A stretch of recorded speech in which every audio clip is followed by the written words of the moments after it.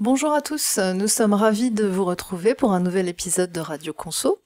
Notre sujet aujourd'hui va être lié à l'importance croissante des outils d'analyse et des tableaux de bord pour le reporting financier et en plus particulièrement le reporting consolidé et pour répondre aux attentes des consolideurs. Je suis accompagnée aujourd'hui de Lan. Bonjour à tous, je suis Lan Mo, Solution Architect Directeur de CCH Tagetik Europe de l'Ouest. Et je suis Anne Massé, la directrice avant-vente pour CCH Tagetik France. CCH Tagetik, pour ceux qui ne nous connaissent pas encore, nous faisons partie du groupe Wolters Kluwer. Wolters Kluwer est un groupe néerlandais, fort de plus de 180 ans d'histoire et qui opère à travers plus de 180 pays pour plus de 2000 clients. Wolters Kluwer est coté à l'Eurostock 50, c'est-à-dire les 50 plus grosses cotations boursières européennes. Et au sein de Wolters Kluwer, CCH Tagetik, nous sommes le leader de la division CPM et ESG. Nous sommes donc un outil de corporate performance management. Nous proposons des solutions de consolidation statutaire, consolidation de gestion, reporting réglementaire, ESG et corporate tax et IFRS, ainsi que de l'élaboration budgétaire. Et nous sommes ravis aujourd'hui d'être accompagnés par Olivier Trochery. Bonjour. Olivier Trochery, donc je suis associé EPM et Business Intelligence pour le cabinet BMEA. BMEA, pour ceux qui ne nous connaissent pas, nous sommes un cabinet d'audit et de conseil basé à Paris, à Lyon, et nous avons des hubs dans toute la France. Nous avons plus de 300 professionnels dédiés à l'ensemble des problématiques de la direction financière, avec un très très gros niveau d'expertise, puisque plus d'une centaine de nos collaborateurs ont plus de 15 années d'expérience. Notre objectif est de répondre d'une manière globale aux enjeux de la direction financière, au travers de notre expertise ou au travers également de la mise en place de solutions digitales. Et notamment, il y a un sujet d'actualité qui nous concerne tous, puisqu'il s'agit de la transition des outils de consolidation historique et leur remplacement par des solutions plus modernes. Alors justement, Olivier, une des premières questions qu'on se pose, c'est pourquoi est-ce que les outils d'analyse et les tableaux de bord sont devenus à ce point nécessaires, et même pour les consolideurs, je dirais. Même pour les consolideurs, en effet. Bien, si on parle de la consolidation et de la direction consolidation et reporting, les enjeux pour ces intervenants sont de plus en plus croissants, et les outils actuels y répondent mal, les outils historiques y répondent mal. On est face à une pression croissante de la part des parties prenantes, que ce soit les parties prenantes internes ou externes, face à une démultiplication des reporting, des typologies de reporting, une démultiplication de la quantité d'informations, un besoin de fiabilité quasiment absolu dans la donnée, et un besoin de souplesse et de réactivité dans la mise à disposition des analyses pour avoir des solutions éclairées, des décisions éclairées. Et qu'en est-il en fait du volume des données? Parce qu'en fait, on a pu voir à travers les échanges de nos précédents épisodes de Radio Conso que les consolideurs se retrouvent confrontés à un volume de plus en plus important, en particulier avec tous ces reportings réglementaires. En effet, on a de plus en plus d'informations à gérer, que ce soit pour des reportings réglementaires ou également des reportings internes avec des axes analytiques qui se démultiplient. On est face à des solutions avant qui faisaient de la consolidation statutaire, mais maintenant qui sont beaucoup plus des solutions de pilotage global. Donc ça veut dire manipuler beaucoup plus d'informations, ça veut dire avoir besoin de beaucoup plus de souplesse dans l'exploitation et dans l'analyse. Donc c'est là où les solutions, les outils de tableau de bord, de data vise, de business intelligence en général, prennent tout leur sens, puisque on a un objectif de mise à disposition de cette information et de fiabilisation de cette information au travers de ces solutions. Et donc, Olivier, est-ce que tu peux, par rapport à tout ça, nous en dire un peu plus sur des cas d'applicatifs pour les consolideurs, quels sont les bénéfices concrets que les outils de data visualisation d'aujourd'hui et de demain pourraient apporter aux consolideurs? Alors les cas applicatifs, ils sont très très nombreux, donc ça va être compliqué de tous les citer. Je vais citer les trois cas majeurs, les trois cas les plus fréquemment demandés par mes clients. Le premier, ça va être celui qu'on a tous en tête, c'est la mise à disposition d'un reporting ergonomique, dynamique. Le DAF va avoir son reporting sur Excel, sur sa petite tablette, avec de l'ergonomie. Je vais rajouter un petit peu de data vise avec un histogramme, avec la possibilité d'aller sélectionner ma période, d'aller sélectionner ma typologie de consolidation et de mettre à disposition de cette information auprès du board. Ça, ce sont des fonctionnalités traditionnelles d'un outil de data visualisation.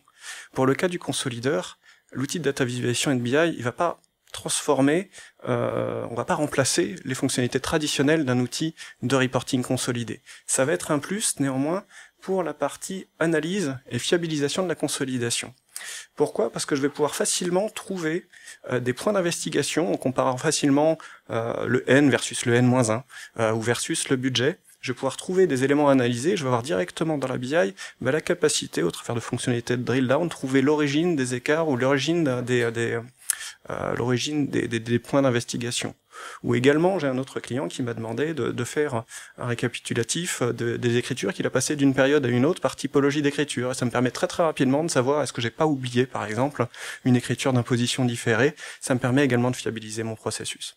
Le troisième cas applicatif, c'est ce qu'on appelle la self-service BI, c'est-à-dire j'ai une mine d'or qui est présente dans mon outil de reporting consolidé, et je veux la mettre à disposition de mes parties prenantes.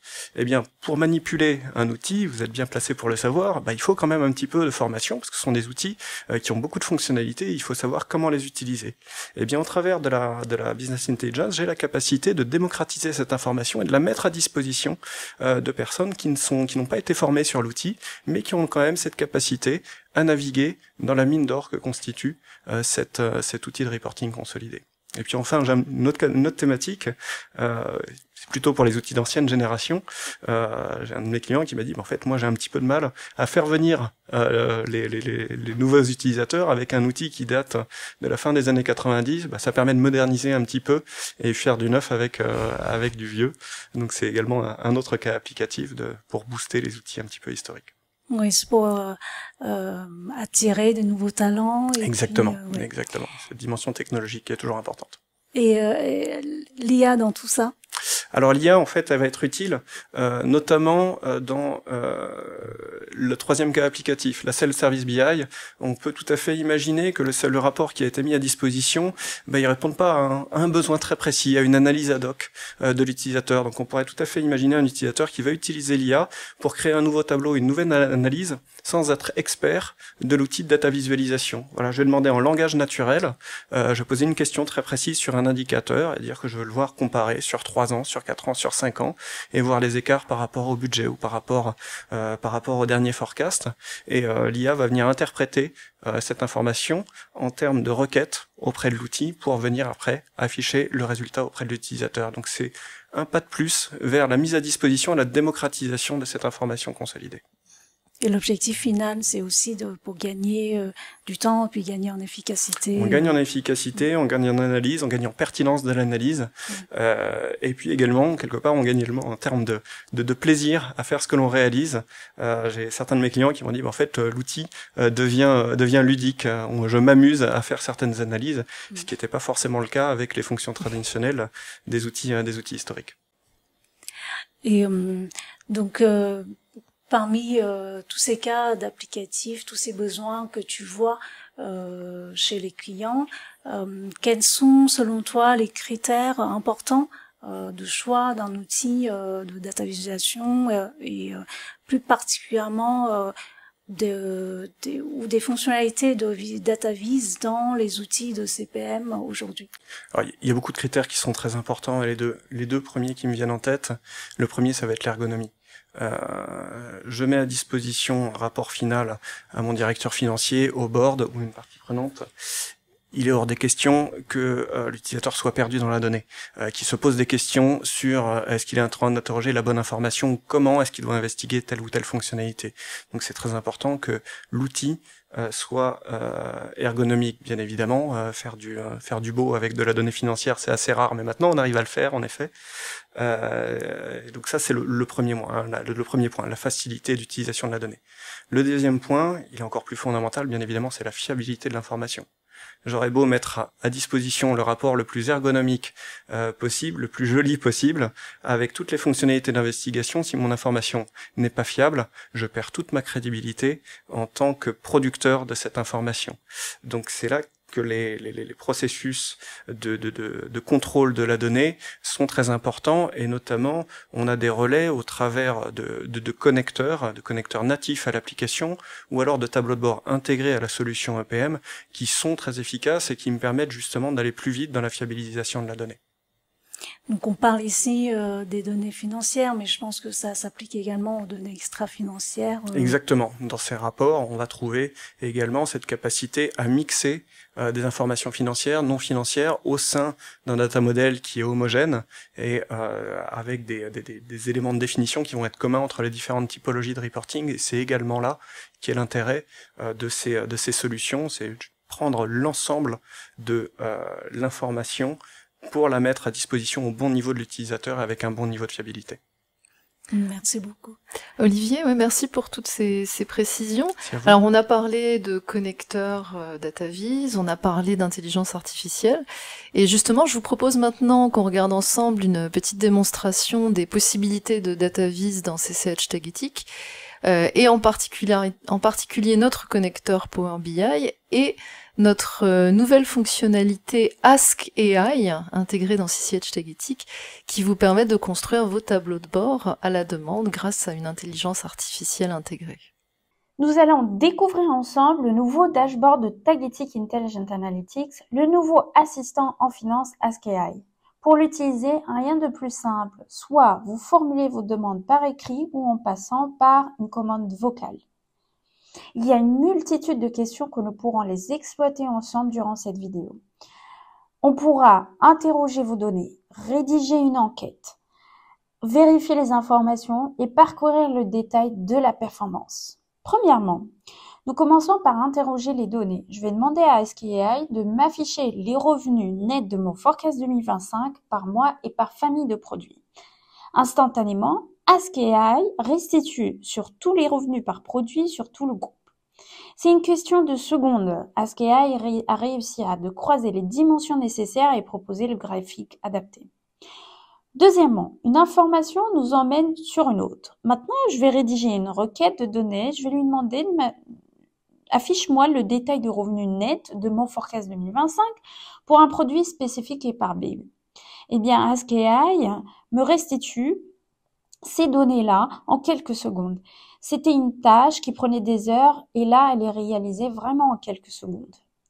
Troisièmement, maintenant, Ask AI pourra vous aider à croiser les informations. Je vais lui demander de me montrer une comparaison par BU entre le forecast de 2025 et le budget pour un produit spécifique. Comme vous le voyez, Ask AI compare les deux résultats. Et maintenant, Ask AI peut driller les informations afin d'identifier les causes de ce qui impacte ma performance. Je vais lui demander de me montrer les drivers qui impactent les ventes en Allemagne pour le forecast de 2025.